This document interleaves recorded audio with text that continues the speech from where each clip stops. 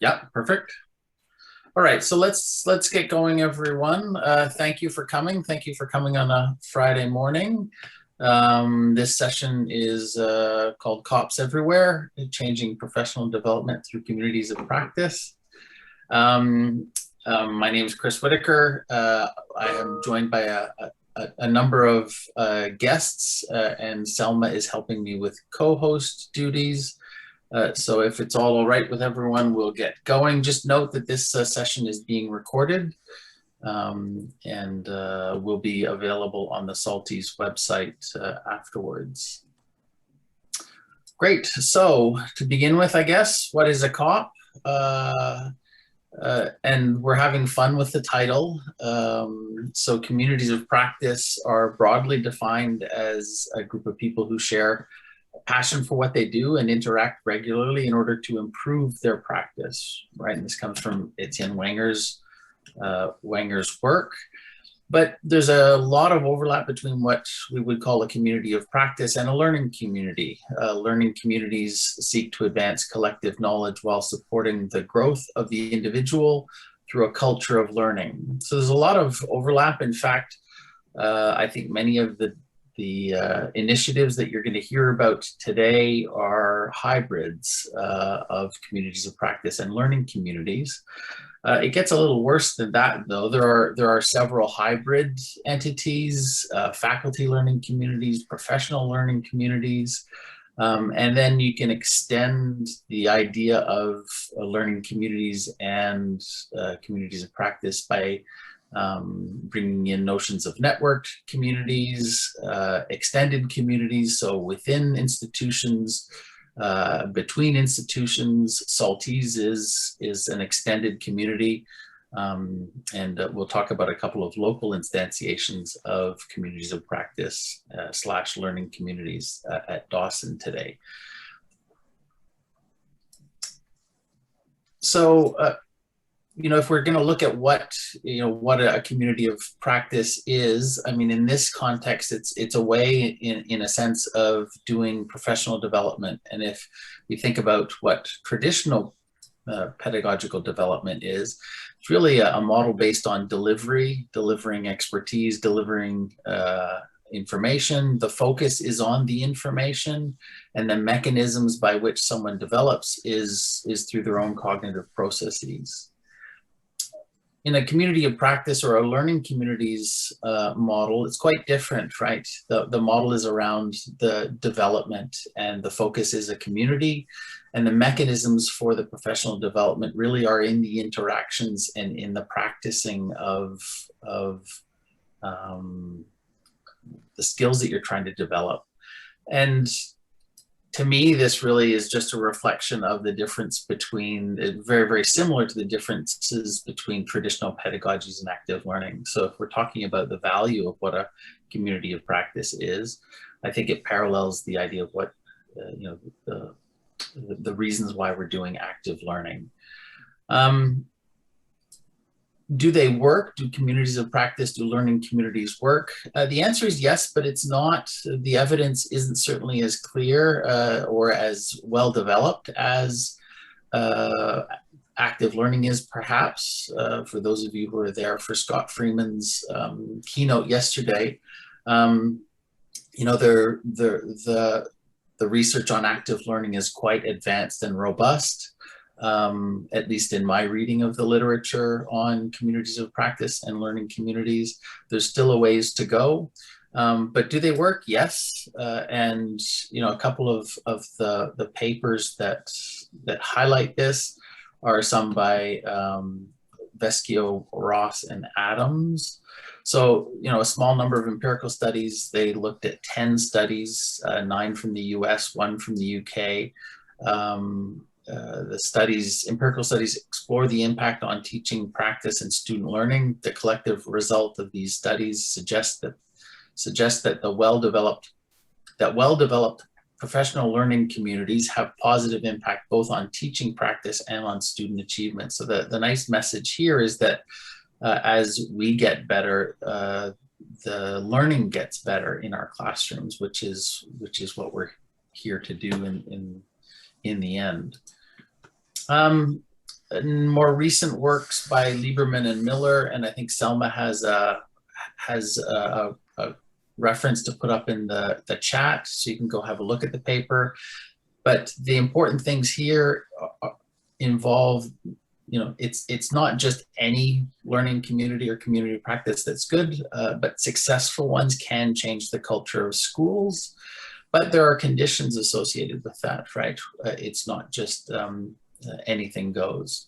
So I'll wrap up there and move on to the next phase. So what we've done is we've collected a bunch of the leads for the different communities, several different communities of practice at Dawson. It's something that Dawson has been investing a considerable amount of time and energy over the last several years developing communities of practice. And each of the leads is just going to go over their own community of practice. We'll then do an exchange between us for a little while. We'll then talk about some of the lessons and tips that we have for creating and sustaining your own learning communities. And then we'll turn it over to the audience to ask some questions, and we'll have an interactive discussion then. So the first group up is Dawson Universal Design for Learning. Hello, I'm Laure Galipeau, and I'll be speaking for the co-leads, because we are 3 co-leads for this community of practice, which is also, and it really has to be understood that it's really a blended version of learning community and community of practice, because the idea of this working group is to share a same passion and to learn all together. So the 3 co-leads, myself, Laure Galipeau, and Effie Constantinopoulos and Catherine Soleil, the 3 of us have started this community of practice about 5, almost 6 years ago. And the mission of this community of practice, it's really a shift in pedagogical paradigm that aims at implementing inclusive pedagogy through the UDL framework. So the idea is really to gather fellows and colleagues who are interested in inclusivity in our classroom, questioning ourselves, doing already a lot, and trying to find other answers to be better with our students, and using the framework of universal design for learning. But the inclusion and the framework is also, it's a living entity. It's evolving, and it's always centered towards inclusion, but it's student-centered. And the goal of the community of practice and the learning community is really to put ourselves in a posture of questioning and trying to find answers all together. So it has to be understood that from the beginning, we are putting ourselves in a posture of vulnerabilité. Vulnerable, you understood it. It's the same word, but with another accent. But it has to be really this safe space, all for the teachers thinking all together, and thinking of a safe space for the students. So it's really on both parts. Maybe we could go to the other slide just to give an idea, how do we work? It's a UDL journey. It goes through with the community of practice working all together. It's the 3 terms, but, well, journey. But because it is shift of paradigm, I would say that when you start, well, you don't know when you end. And it's a evolving progress, and it's a work in progress, and the community stays there. And all together, we work pretty hard through 3 terms. But after that, we keep the links, and we keep working together. So the first term, we start in winter. And it's really the term in which we focus on the training. And the training, it's not always the same. In the 6 last years, we went through always different documents on which we were working on, different videos, because it's evolving, it's linked to science and all the research going on. So it's really, well, each winter term, it's a new winter term for us. And we are learning all together, and that is the beauty of the community of practice. So the winter is really focused on training. The fall term following the winter is more about implementation. So for the fellows who entered in the winter term, it's really a reflection upon how they will implement the model, the framework, but how they will be more inclusive and be able to create a more inclusive environment in their classroom. And the winter, and you see fall, because of pandemic, we have had some extensions for the production of the portfolio, and usually it was well, before it was in winter, and then we extended it to the fall. I would just like to add one thing about the fall implementation. We have one release for each fellow member who's going through that implementation. And now I gave the floor to someone else. Thank you very much, Laurel. Next up is writing in the disciplines. Jeff? Great. Yes. Hi, my name is Jeff. I'm the lead of writing in the disciplines. So I'll just start with the mission. So writing the disciplines, mission, simply put, to study and disseminate research-based approaches to fostering critical thinking through writing. And writing in the disciplines, broadly speaking, came about as a kind of reaction to the idea that if you're teaching a competency, writing was kind of complementary to that, or it was something else that students had to perhaps learn on their own time, or that writing instruction was strictly the domain of English teachers, and for everyone else, they really just should teach their content and think about writing as something separate. And so writing in the disciplines was kind of a reaction to that, saying that, well, actually writing is fundamental to anything that is being taught and anything that is being learned, and an effective way to foster critical thinking in any domain would be through the design of well-constructed writing tasks and writing assignments, and that you can't separate the writing from the content of anything that you're learning. So writing disciplines has the distinction of being the first community of practice at Dawson. Started 11 years ago.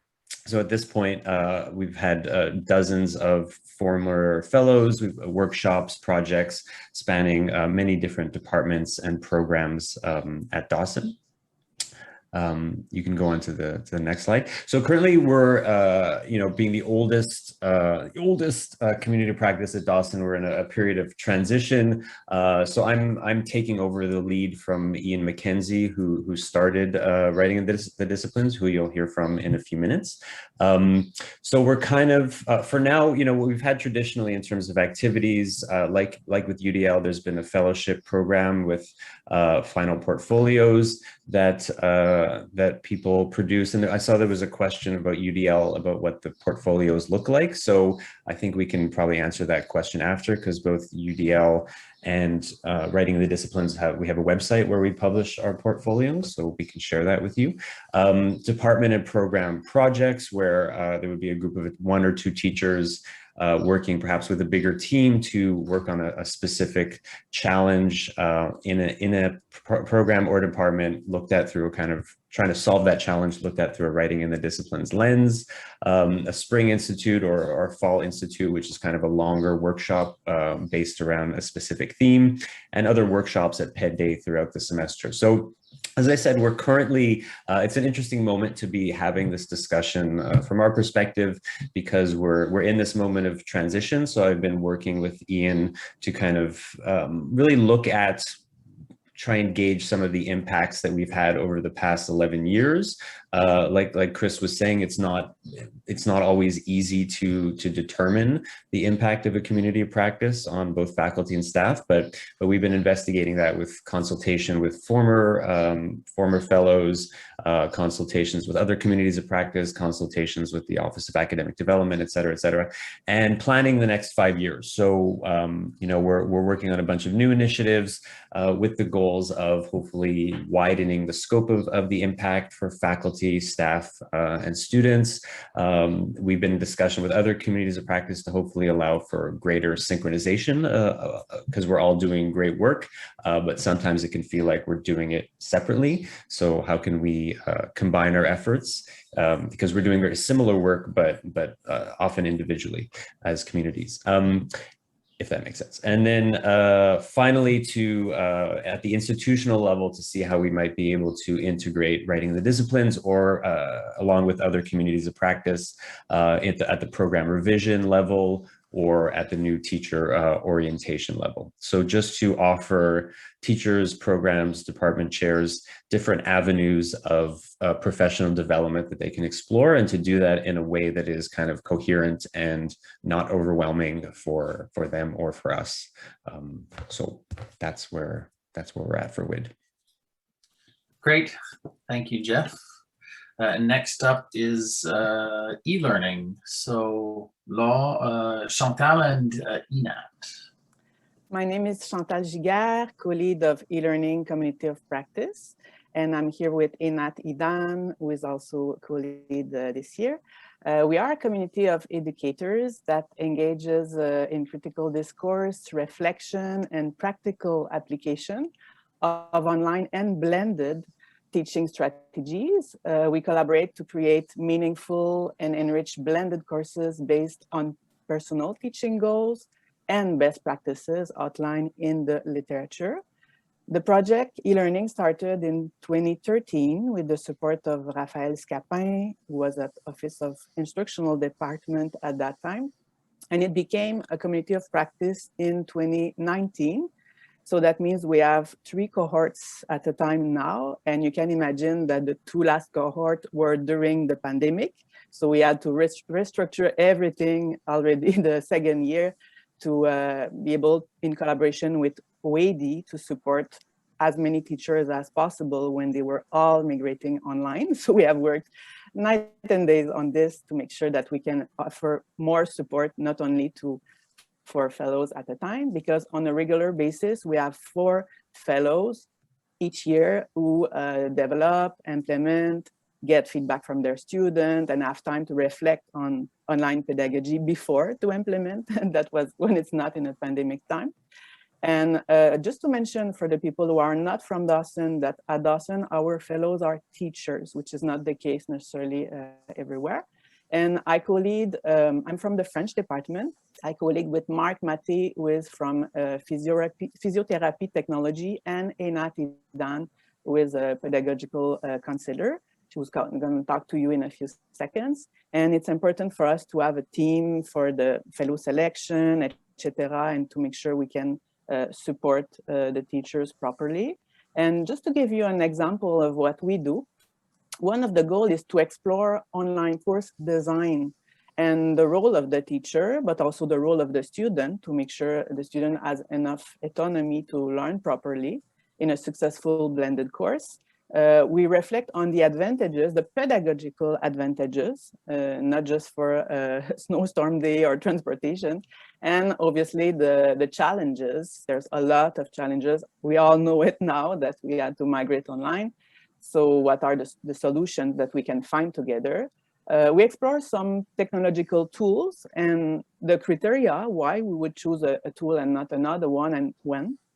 And the idea is to create an expertise. So those fellows, like Selma, who is here today, was a fellow also a few years ago, how they can become support for their peer in their own department after, and offer support to all faculty and for their peers in their own department. And the idea is to make sure that we promote good online pedagogy. So a good blended course should be active, should be collaborative, should focus on meaningful writing activities and inclusive approaches. So there's a link with all of the other COPs that are here today. And we always like to collaborate together to make sure that we support teacher as best as possible. And Inat's going to continue with some examples of support to faculty. So next slide, please, Chris. Thanks. So apart from the support to the fellows in each cohort, we also try and help the broader college, the community, and we have been doing presentations, webinars, drop-in sessions. We've sort of roped more senior fellows to come in, especially now during the pandemic when we needed to gear up and support a lot of teachers. There was a lot of demand for this type of support and resources. We also have online resources like tutorials, videos, and the portfolios that Selma has posted in the chat. There's mentorship within departments, as Chantal mentioned, and we also contributed to resources on the Faculty Hub, which is our sort of a place to collect material. That's it. Great, thank you very much. And the next group up. Yikes, hang on a sec. Didn't you know that my mouse batteries are low? Come on. Yeah, hang on a sec. Chris, you're doing so beautifully.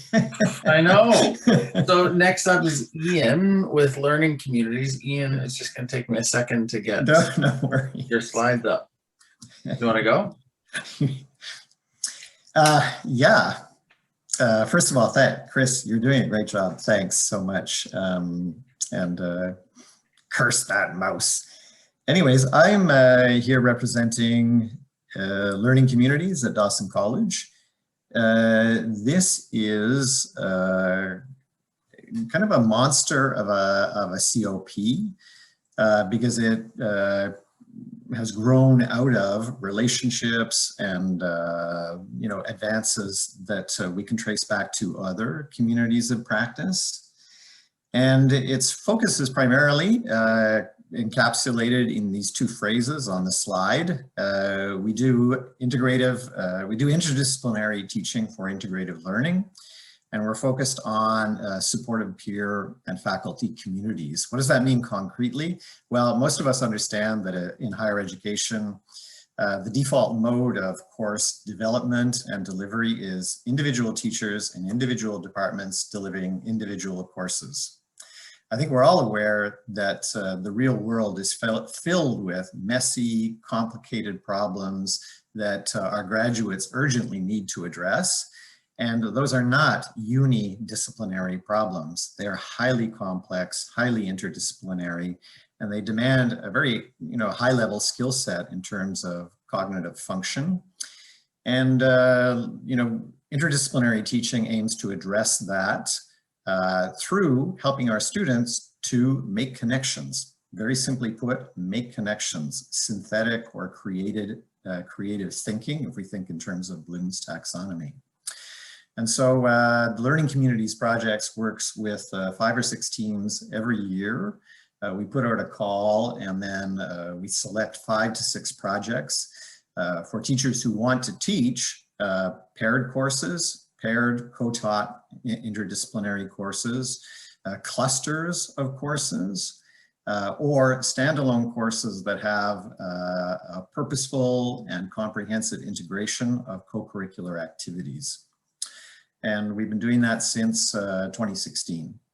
I work as the primary project lead, but I work with 4 other co-leads in science, Jean-François Brière and Annie-Hélène Sampson; in social science, Lisa Stephan; and in general education and certificates, Pat Romano.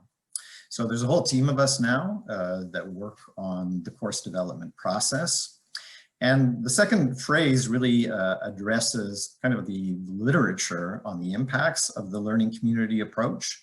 There's quite a deep literature now on how simply intentionally creating cohorts and then intentionally fostering pro-social interaction between students and between students and faculty leads to higher engagement and greater success in achieving learning outcomes. So the history of this project really goes back to conversations I had with Chris Adam years ago about how we could address complex environmental problems in the formal curriculum. And it grew at the point at which we really started looking at the literature on the impacts of creating learning community cohorts and fostering pro-social activity within these cohorts. Then we turned it into a full-blown curriculum development project. We do that, as I said, by working with teams. And since 2016, we've been working towards a model. Chris, you can go to the next slide now. We've been working towards a model where we can actually work with these project teams relatively autonomously. With the support of people in the academic Office of Academic Development. Einat and Julie are here today, so I can do a shout out of thanks to them. Monica's here as well. We've been working on the development of a toolkit that could be adopted by any project team and used either in a guided fashion or an autonomous fashion to develop interdisciplinary co-taught courses.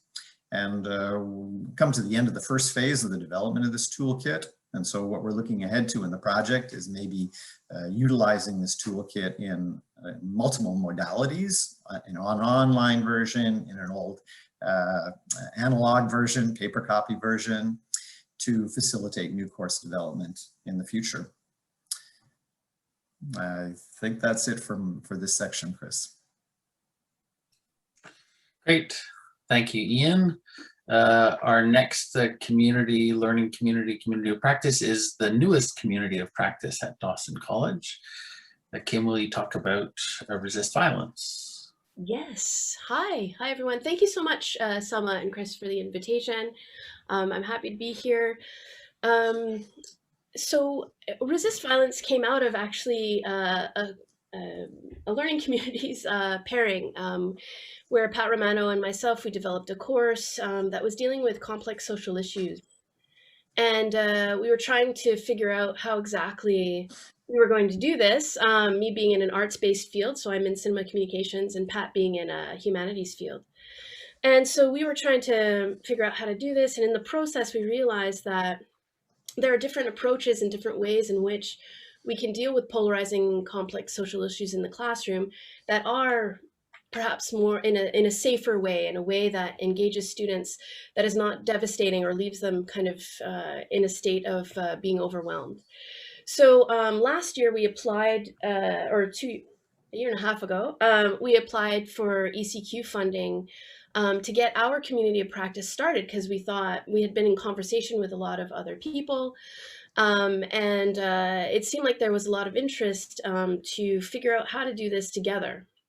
So using our course as a model, we kind of figured that we could do a lot more research, etc. So we got other people involved. from different disciplines, and we paid for their release through our grant, right? I don't know how you say that, but anyway, through the grant, they got release funding. And so they were able to join us. The pandemic hit, and then we were like, what the heck are we going to do? And the idea mostly is, you know, that we try to find kind of creative tools to use like concepts and theories around nonviolent action and nonviolent movements to integrate that into the classroom. And that often takes place through artistic means, or creative means. And normally we had all these things planned. We had a gallery exhibit planned. We had all these things planned. But in the end, what happened, and this is what I liked, what was said earlier, is that, you know, we realized that our community practice was really just an opportunity for us to meet, to speak to one another about best practices, things that worked, things that didn't work, and to really go into a lot more depth around the ideas of like, when you're talking about complex, difficult issues like residential schools or racism or sexism, etc., how do you do it? You know, how do you do it? And what is too much exactly? So we've written, we never called them fellows, but I guess that's a thing that people are doing. I don't know. It's more like an arts residency, I feel like we're doing. But what ends up happening is that we all kind of wrote. We did like collaborative writings. We've done some presentations. We hosted a conference for Women's Week, which had some wonderful speakers from India who were talking about their creative activist projects related to sexual assault and women's rights. So we're doing like stuff like that, and it's not just the people who had released that are involved in that. So we feel like it is kind of becoming this larger thing. So if you do want to go to our website, you could see some of our blogs, and some of them are related to like critique in the classroom. If you're looking to integrate artistic or creative projects into your work, into your class, there's stuff around what is too much. Beyond discomfort. Okay, you're going to talk about uncomfortable issues. That's great. But then what do you do with that? How do you develop a critical hope afterwards? How do you develop a way for students to come out of there feeling like they're empowered to do something about the state of the world? So yeah, and when, you know, one of the questions that was asked was management, and I kind of put in question marks, like long hours with Google Docs and meetings, because I kind of feel that's what it's been, you know. And when we do collaborative works, if anyone was at our presentation yesterday, it's really about kind of like collaborative performances. When we write in different voices, etc. And mostly it's the leads. So Pat Romano and myself, we put together either events or we apply for conferences, etc. And then we asked our community of practice for guidance. Thank you, Selma, I see. And for help. That's what it's been at this point. I mean, there's lots of things to be done. Next slide, Chris, if you don't mind. And whoop. And so one of the major things that we've been able to accomplish is the development of our website through grants, etc. And what we aim to do is kind of develop this into kind of a larger kind of like involving more of the college community. I hope we can do that. That's what we're aiming to do. And so what that would look like is kind of what it looks like now, but really more kind of solidified. So as you see here, there are courses given that use the resist violence pedagogy. So they use pedagogy that embraces nonviolence in the classroom in the sense of like being actively nonviolent, in the sense of like understanding activisms and nonviolent movements, etc., and how to implement that in a way that is conducive to the class content, etc. And then the alumni from that group. So this is what we've realized, is that the alumni of our classes generally really keep in touch. Like I've got students from like 2016 when we first did our paired course. Thank you, Ian. And you know, they're still in contact and they want to be involved, and they have been involved either in developing the website, etc., being involved as guest speakers in our classes.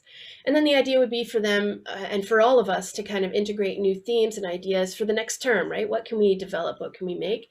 And then perhaps showcase it in a larger, broader context, either at Dawson or in the broader community. So that's kind of where we're at. And yeah, I hope that's clear. I don't know, I feel like I'm not as structured maybe as the other ones, but thank you. I hope I'm in the time too. Okay. That was great, Kim. Thank you very much. Well, one of the things that I hope everyone sort of appreciates is that the communities of practice take many different forms. We've got old, new, and I hope that's something that we can pull some learning out of. There isn't one way to do this, and so each of the different communities, I think, has brought already something neat to the table. So I'll talk a little bit about the Dawson Active Learning Community that Selma and I co-coordinate. So the purpose here is to improve teaching and learning through evidence-based active learning and to develop and design active learning focused resources and spaces. Quite often, we'll talk about challenges and common themes amongst the different communities, but for us, quite often we are associated with active learning classrooms, and the Dawson Active Learning Community is much more than that, right? It's about pedagogical development, it's about resource development, and one of those things is the development of active learning classrooms. But that's what our purpose is. In terms of our history, if Jeff is the oldest kid on the block, we're the second oldest, I guess. But we didn't necessarily formalize ourselves until 6 years ago, and we kind of, if I think of our evolution, we've done it in several different phases. We started a long time ago as this sort of hodgepodge mix of people from different disciplines trying to figure out how to use a couple of classrooms in particular and technologies, and then we sort of formalized things a little bit 10 years ago, but really the Dawson Active Learning Community as it exists now started about 6 years ago. There are three components to what we do. So we have our active learning spaces and resources. We've got a community of practice activities. So we have these weekly themed meetings, we have drop-ins, workshops, events like this, and there's a fellows program, and there are the coordinators. So we're really sort of three components to what we are. In terms of the coordinators, we now have two co-coordinators, faculty who are released from teaching, and our responsibilities are really to do things like oversee and support the fellows and the fellows program, coordinate the activities of the Dawson Active Learning Community, facilitate the scheduling of the classrooms. That turns out to be something that's quite important for the continuity of our resources. We facilitate, we oversee and drive the resource development at Dawson in terms of active learning, although not exclusively. There are other groups and initiatives and faculty departments that are developing active learning classrooms, for example, labs. Those are all things that we're sometimes involved with, sometimes not. We promote active learning approaches within the college community and the network, and we prepare our reports in for both the public and the administration. In terms of the fellows, typically we have 3 to 5 fellows in a semester released from their teaching duties, so they get one course of release, and their responsibilities are to plan and organize and facilitate the DALC activities. They do some research and review, and then we have discussions on active learning literature and resources. They'll do some observations when we are in person and in the physical classroom, observe other teachers, interact with other teachers, former fellows. They have to develop a resource product for the benefit of the community, so something that they produce, either a workshop, a website, a web page, a set of resource instructions, something like that. They then prepare reports and some documentation for the Dawson community, and they contribute to the learning of other communities of practice. So the crossover that we're doing here today, for example, working, presenting at Salties and PED Days and that kind of stuff. So that's a bit of what happened. That's an overview of some of the communities of practice and learning communities at Dawson. There are others. We weren't able to get everybody here today. But what we thought now is that we'd move into a panel discussion. So I'm going to stop my sharing and just open the floor up to the coordinators that we've heard from already, and just talk about some of the similarities and differences, some of your impressions. We don't often hear from each other, as Ian was saying, and as Jeff was saying, the coordination amongst us, we're so busy focused on our own work that we quite often don't see what everyone else is doing. And so from the leads, any thoughts, ideas, impressions of what you heard from the other leads, and maybe we can morph into a discussion about some of the particular challenges that we're facing or that we faced in creating our communities of practice. And I'll just open the floor to the panelists.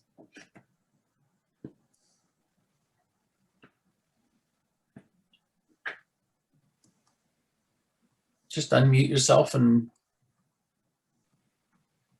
go ahead, Ian. Well, I'm thinking very broadly about the relationship between all of us. And I guess the first metaphor that comes to mind is we're in a kind of evolutionary state. Like we all began as sort of simple organisms, and then in kind of interacting with each other, we're becoming a more complex, multifaceted superorganism in a way, at Dawson. The links between us are, as you remarked, they're not always formal, but they're very strong, I feel, communicative links between us. And we're more and more forging kind of learning pathways between these different initiatives as we listen to each other, which is allowing us to increasingly refine what we're doing. I think particularly Jeff and I several weeks ago had a brainstorming session among CoPs leads as part of the WID strategic planning.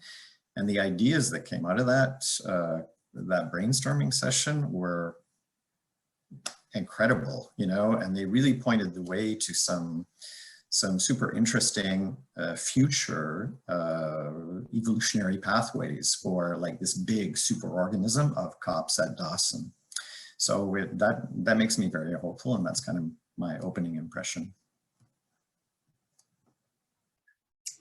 Anyone else?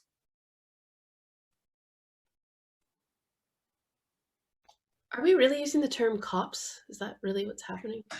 Can we just say CoPs? No? We can. I'm a little bit like, what? And I did think of qualifying that at the beginning. Yeah, please feel free to use whatever you want. We do not mean to use the term CoPs there are so many ways that it could be used improperly. So we are having a little bit of fun with it, but please don't take that. No, I know. I'm just I'm not policing anyone. That's all. I just wanted to. No, but I think it's valid. The language that we use is incredibly important. And Selma and I yesterday in our session so yesterday afternoon we had a similar panel, but it was of people who had been fellows. So it was from the perspective of the fellows. But I have trouble with the word fellows in and of itself. And so, we part of our discussion yesterday was, can we come up with something better? And Jedi, is good, but that even, has its connotations to it. So there are so many, but I agree, Kim, and I think it's appropriate that we reflect on the language that we use here. Challenges, Ian, I appreciate your point, and I think one of the things that one of you did was recognize the kind of support that I think is important from a college, because I think our college has been very good at supporting us and enabling us, but not trying to do it for us, not trying to take over. And I think sometimes that's difficult. So I think one of the challenges of setting up these kinds of communities of practice is providing enough support so that the communities can flourish and develop, and yet not trying to step in and do something for a community, right? A community needs to to struggle in some senses and develop on its own. And I agree, Ian, we're each going through various phases of evolutionary development. You know, there's a Star Trek episode about that, I'm sure, somewhere. That, you know, each of us is different in our own way. And I think it's important to give that space, but also to give us the support. So I do want to shout out as well to the OAD folks. You know, Monica and Enat and Julia have been phenomenal. So, but any other thoughts, impressions from the panelists? I just want to meet more with everyone here, I think is the, you know, if there, you know, if there's time, and, you know, I think that there's a lot of overlap. I think that we can all kind of bring something to the table. So, yeah. Agreed. One of the challenges that came up yesterday that deals with this idea of overlap is that the fellows programs that we each have, or that we have, you know, the people that get involved in our communities tend to get involved in other communities, right? Because it's such a, you know, from one perspective, it's because it's such a positive experience. But that has some negative connotations too, because people think, oh, there's this club of people doing these fellowships. And so how do we reach out to the community more? How do we make our communities more accessible to everybody is, I think, something that's important. So there's, you know, the overlap. How do we find the time to do the overlap, Kim? Because you're right. How many times Selma and I are up at midnight working on a document together, or we realize, hey, you're up too? You're doing this on Sunday? Any thoughts on overlaps, positives or negatives, opportunities, whatever? Maybe not an overlaps specifically, but just to respond to something that Deborah said in the chat about the fact that we have institutional support, which is really huge, and of course we acknowledge that for sure, that's a big part of it. But just another, you know, we met, I think, at the end of 2 years. It's hard to remember years. 2 years. It was in person, so it couldn't have been last year. So I think we met a couple of years ago, all of us, to just and it's a discussion we've been ongoing having about, you know, the future of communities of practice. Is just that we're aware, of course, as it's great that more communities of practice are being developed, but it's not something that can expand infinitely, because it is a limited number of resources. So it is also a discussion that we've been having both internally and within communities of practice, just about what is the lifespan of a community practice, and how long should it go on for? And do we need to, at a certain point, rethink how the fellowships work, how the releases are allocated? Because we're aware that there is, you know, that we are fortunate to have institutional support that could change, first of all, at any moment. And also, even in that context, it's limited. So yeah, it's as there are more communities of practice, there has to be a more involved discussion about how this pool of resources is shared equitably among different groups. So that's a ongoing discussion as well. That is an important point. I also want to point out to a really good question from Tanya. Have there maybe adjacent? Have you had any interactions with other institutions, other CoPs?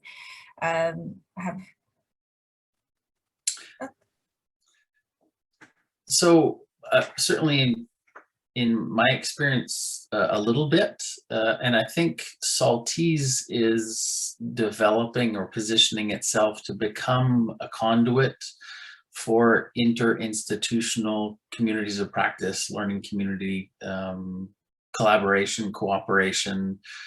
You know, I would love to see it next year's Saltese, you know, a community of practice, a learning community, luncheon or meet and greet, sort of mixer, so that we can exchange ideas informally and then some formal ways, because I think I know there are some beginning at John Abbott that are, similar. So Phoebe Jackson has been working a lot with developing, active learning pedagogical expertise, and we've, cross-pollinated a little bit with her group.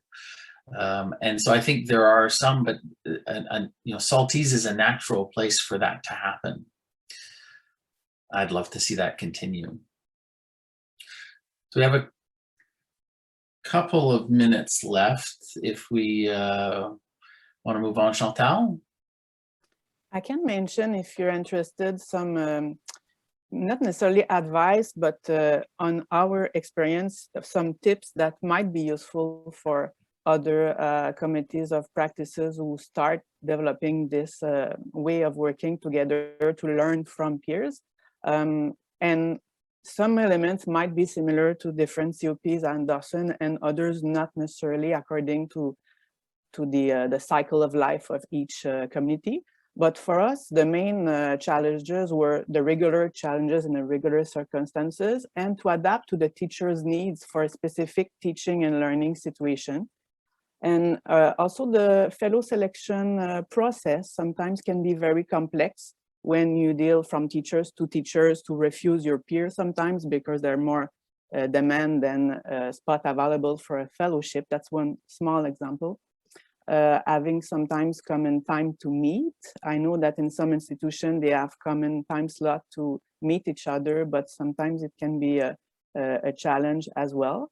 And like Ian mentioned before, having the one good thing is that some fellows sometimes have expertise in another fellowship. So I think it's just a plus for us at Dawson, so we can learn from different COPs from our fellows as well. And I just want to mention the huge support that we have from OAD.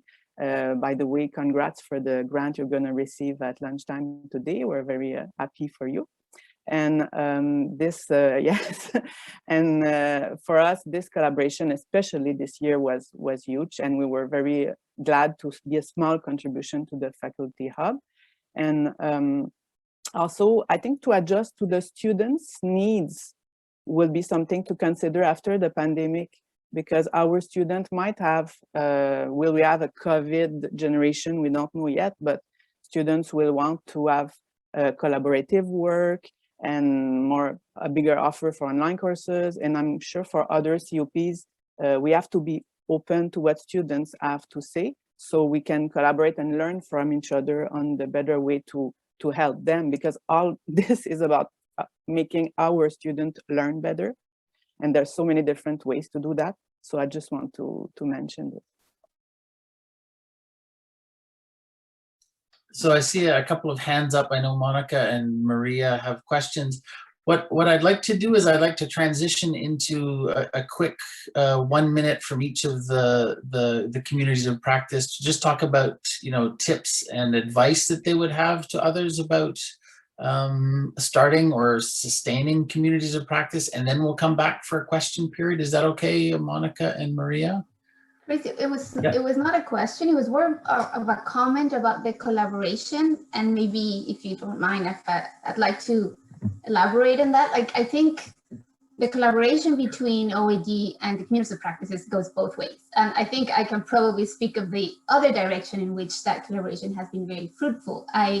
I don't think I have given much support to communities, but communities of practice have given me a lot of support and input into my work at the program revision level. And I want to touch on something that Jeff mentioned in his presentation about that hopefully closer interaction between the approach of communities of practice take for faculty development, but also for curriculum development in the case of the learning communities, and how we can use some of that also in the program revision and in curriculum revision that takes place all the time at the college, and that also is a way to scale up sort of the impact of the communities of practice. So I have been able to work as one of the participants this year in the learning communities with one of the pair courses And being able to see that firsthand has allowed me to bring some of those elements to the work that I've done with Physiotech, for example,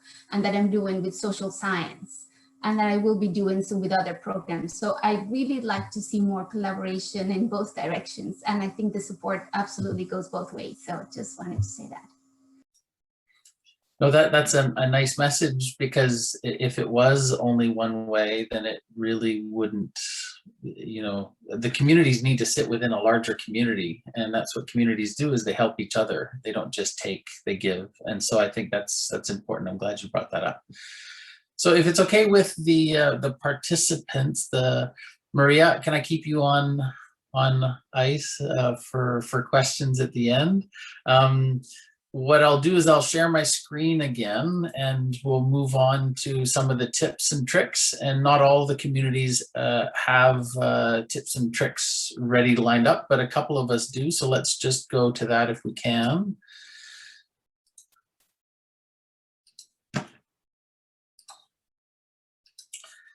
So maybe yeah, I guess I'm starting. Awesome. Okay, so from our perspective, so I just wanted to mention that one of the things that was really a must for us was to get external funding. We're not integrated like a lot of these other community of practices in the college yet. I say yet because we're going to keep trying, even though we've tried many times, we're going to still try. In order to get off the ground, we really we owe it to ECQ funding. So you know, I think to get it off the ground, I think that is a must. You know, you kind of have to prove that it's worthy of continuing, etc. So now what we're doing is we're meeting on a voluntary basis, but hopefully that will change and that we can give release again. And for us, a difficult thing was because many of the people in our community of practice were working in various interdisciplinary projects in a variety of different ways, either through certificates or through, the co-lead and I were participating on a sexual assault awareness campaign, etc. Everyone thought that we just fit in that category, including deans and things like that, like upper administration. So it's very difficult for us to stand out in the crowd of all of these other communities of practice that were like, what, you're just talking about like complex social issues? Like it was kind of confusing for people. And then there's the running joke is that what you see on the logo that was made for this presentation is a really old logo from Pat's old initiative called Inspire Solutions. I had nothing to do with that. So that's why I put our big logo in the center there. I don't know how that happened. Like the website is dissolved, it's been archived. I don't know where that came from, but it's kind of an interesting thing where these things that came before us, particularly people who have been working at the college for a long time, they have these other kind of collaborations or projects that kind of get mixed in. So that was a bit of a difficult thing. And then, you know, what to expect from fellows, I think we already covered that. But I think, you know, just the idea of like you work with the OAD and work with the college to make sure that they have the time that they need. But also that, you know, we weren't really disciplined at all. Like we just let people do what they needed to do in order to kind of develop their ideas around this, mainly because we weren't sure exactly where it would go, but also because we wanted it to be kind of like a participatory thing. And then evolution, what happens when that occurs? I think there's a lot, and Ian was talking to this as well. Right now, there's a lot of us who are branching off into different places or getting involved in different communities of practice. What do we want to do with these communities later on? I think is kind of like inevitably that's a question that comes up. And I think Jeff was talking to that as well. That's the end of. So it's not a tip, it's just a question. Yeah, no, agree. And certainly for the DALC, we started with external funding too. It was, you know, some of Liz's grants were used to support the DLC in the beginning. So those are really important, how to get going, and kind of have to cobble together whatever you can at the beginning. That's important. All right, learning communities, any quick tips or thoughts, lessons, tips? You're muted still. There we go. I think persistence is really important. now that we have this big community of communities of practice, it's much easier to make headway in arguing for a specific branch of an initiative, which requires a certain set of resources, which requires a certain set of approvals. But certainly I cast back to like the beginning of WID, the beginning of learning communities, where, you know, I don't feel individually like I was obnoxious, but I had to be obnoxiously persistent. Because in many different quarters of the college, you have people saying, we don't do that, or we can't do that. And what it means then is you won't do that. So I think you really need to take it as a personal challenge to do things that aren't done. And, you know, I've been attracted, I guess, to that kind of task personally myself for a long time, but I feel like collectively we can share and motivate each other in that direction. When you have more collaborators, you have greater impact and greater chances for success. The last thing I would say is, if anybody's planning a community of practice, tie it to the collection of data on the one hand, like tie it to evidence, both in the literature and then to your own practice of collecting data of impacts. And then speak to the people who write strategic plans at your college and get your initiatives and your impacts mentioned specifically in your strategic planning, because that governs the allocation of resources.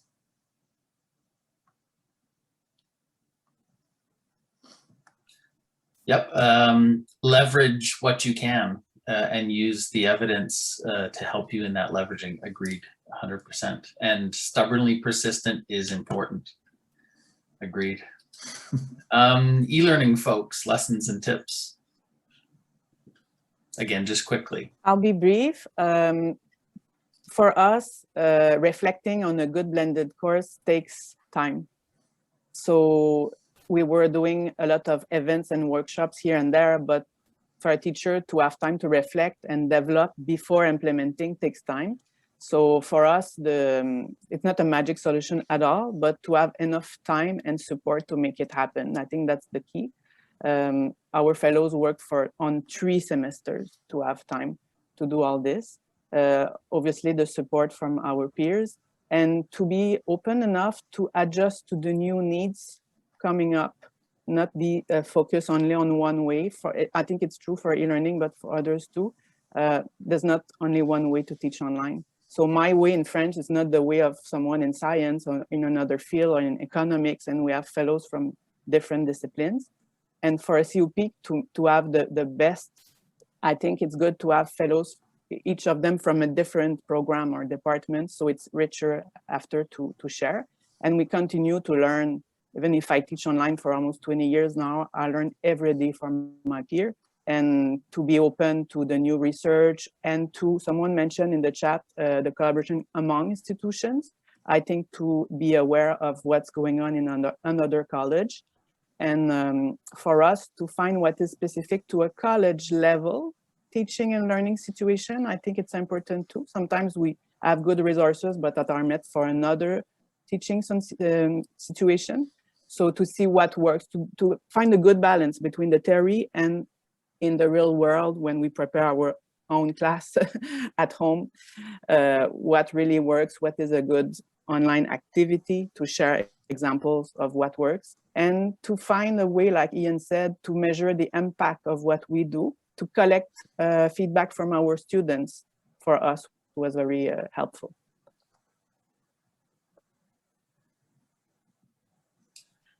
Great. Thank you for that, Chantal. Tips writing in the disciplines, Jeff? Yeah, thanks, Chris. So, I mean, for now, my experience, because I'm just taking over as WID lead, my experience so far is I've run the fellowship of WID for a couple of semesters. So I'll speak directly to fellowships. I think, you know, all of these models are following the fellowship model, and I've been a DALC fellow and I've been a UDL fellow, so I've seen how it works in different communities.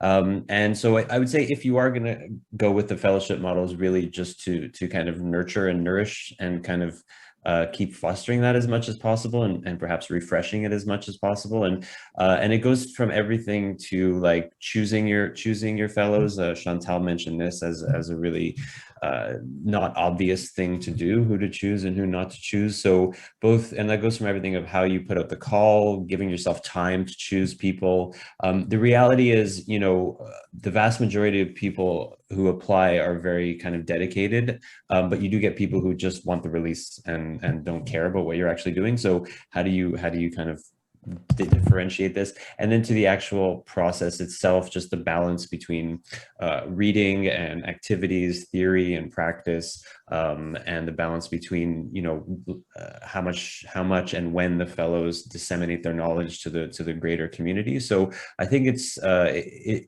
skills we already have as teachers, which is designing a class kind of, but it's a very different class because it's for people who are interested off the bat, which isn't always the case, and a smaller group of people. And so it's a delicate balance of creating the right environment for learning. So I would say leaning on what other communities are doing, and then putting a lot of thought into how that's developed. Great.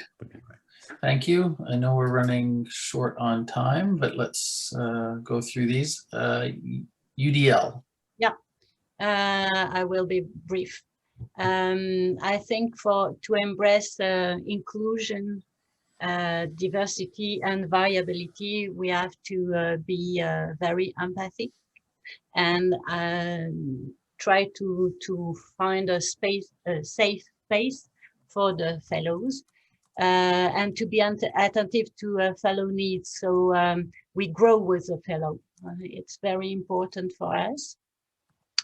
And the tricks, as many people and lead said, it's time challenging for the leads, but it's very engaging for the fellows. So and exchange in the network and back and forth, because for the community of practice, I will jump in French, it will be easier. Pour la communauté de pratique et sur l'inclusion, aller dans le réseau collégial, on a beaucoup discuté aussi avec d'autres collèges francophones, and the culture is very different, but there is something to get to the réseau, so to the network. That's it. That would be something to explore, actually, in a future session like this. That's a neat. I had not thought of that, but yes, of course. Great. I'll go quite quickly. I think the DLC benefited very much from an iterative process. You know, we didn't try to do everything all at once. It's important, especially when people are talking about changing their pedagogy, to honor and recognize and value the time it takes. So that's why, you know, our fellows have consecutive semesters of release, because it's impossible to do it in one semester. You just sort of get your feet set in one semester, you then sort of dig in the next semester, and then you start to build in a third semester. So it's important to recognize that. I've talked about you know, the college as an enabler rather than a doer for us, and that's been really critical. And then for starting up, I think it's important to find champions or focal points or things around which you can build this momentum and develop. It's a challenge to get going, it's a challenge to sustain, but I think these champions, you know, if there's 3 or 4 people doing something in particular, or if there's a particular cause or you know, element of your strategic plan that you want to address, focus on that and really build around that at the beginning. So that's it. I know we wanted to leave more time for the discussion with the audience. I appreciate everybody sticking around, but we have a little bit of time. Maria's been waiting patiently, but questions, comments, thoughts from anybody, please. We'll start with Maria, but then let's just have other people jump in, and we'll try and do this quickly. Okay, thanks, Chris. Yeah, I was very patient. So okay, I'm gonna start with a comment and then the question. I think it was Chantal, you mentioned something about the role of students, or maybe I heard what I wanted to hear, but I wanted to share something that has happened in the Faculty of Engineering with whom I worked until like a month ago. And the students created, actually, they call it a committee, but I would consider it like a community of practice. It's called ELINE, Engaged Learning and Engineering. And it's under the umbrella of the Engineering Undergraduate Society. It's really nice because it's the whole idea of how to promote learning skills and learning how to learn among the students. And again, it's ran by them, and I think it's an amazing experience. I'm going to put the link on the website, and I'm sure they'll be happy to share with other people in other schools. The only downside is, as any committee, they change year by year, so there's a new chair, the whole thing, but also that brings like new blood to the community. So that's really interesting. So I'll post them thing on the chat. The question I had is how much, because I've noticed in some communities people are very active when they're as a group, but how much happens afterwards, like one-on-one, the one-on-one relationships build from people attending a same community of practice. So if someone could answer that, that'd be great. Any answer from the panelists? Thank you, Maria, for that. We had talked about students. The problem at CEGEP is they're here for 2 years instead of 3 or 4, although the technical programs, they're there for 3. So it's a challenge, but we haven't, as far as I understand, cracked that. Not yet. It's something we're interested in. But to anybody to answer Maria's question? If I may. Jump in, yeah. So Kim has left, but she's the one who brought in the collaboration with students in their community. And I know that one of the courses that was given and adjacent to their community is a complementary course that was co-designed with students, and it was a really interesting experience where you had teachers and students sitting around the same table thinking of what's the purpose of the course and how to best address it. I haven't seen that model since or anywhere, but what do I know? But it was, I think it's one of their most successful course and one of their most popular because it really incorporated from the get-go the voice of students. I didn't know that. That's good. Thank you. Effie, you have a question or a comment? I just have, I guess, a little comment just to say that all of the communities of practice, when we were looking at similarities a little bit earlier, for me, you all touch on developing inclusion in our institution. And I just wanted we talk about release time and funding. And for me, the Ministry of Education pretty much mandates or requires that the institutions provide services and pedagogical approaches that meet the needs, for example, of students with special needs and that promote inclusion. And they do have some funding that they provide to each of our institutions for professional development. There's nothing though structured in per se, so that faculty knows, here you go, this is what's available. And what you have created, what we have created with these communities of practice allows us to build this professional development, take initiatives, look at what the needs are within our classrooms, within our disciplines, share together. For me, this is the best way to go about it. And I'm hoping that the ministry will not cut fundings. If anything, they will keep funding these types of initiatives so that we can achieve and really become inclusive institutions for everybody, not just our students, but for ourselves, all faculty, all staff, everybody. And I think all the great initiatives that you are putting together in each of the communities of practice have that common unit. They're all student-centered, and they're all centered on making each of our classrooms more available to all students, more accessible to all, and more inclusive. So, don't let go. Keep fighting. Make sure, that there's funding there. And the ministry does ask for this. As somebody from the Accessibility Center, we get documentation from the government that asks that we provide services to students with clear diagnosis and disabilities, but it also includes a statement, but make sure that the institution also provides to all students with special needs, anyone who may at any point need any type of support. We're unable to do that as one little service within the institution. This is a mandate for the entire institution. And this is, for me, something wonderful that you're all contributing in. So keep up this amazing work. Good. Thank you.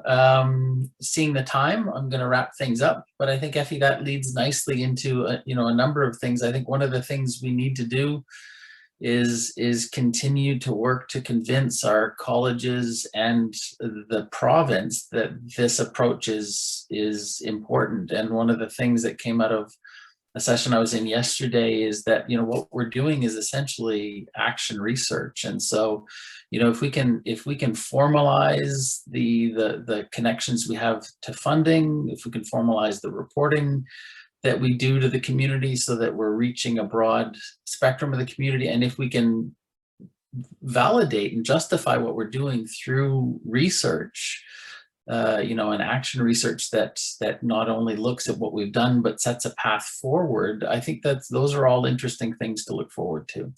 And that's a nice tie in with Saltese, because Saltese is about research, bridging the researcher and the practitioner divide. And so bringing us all together, so turning us into researchers is a good thing.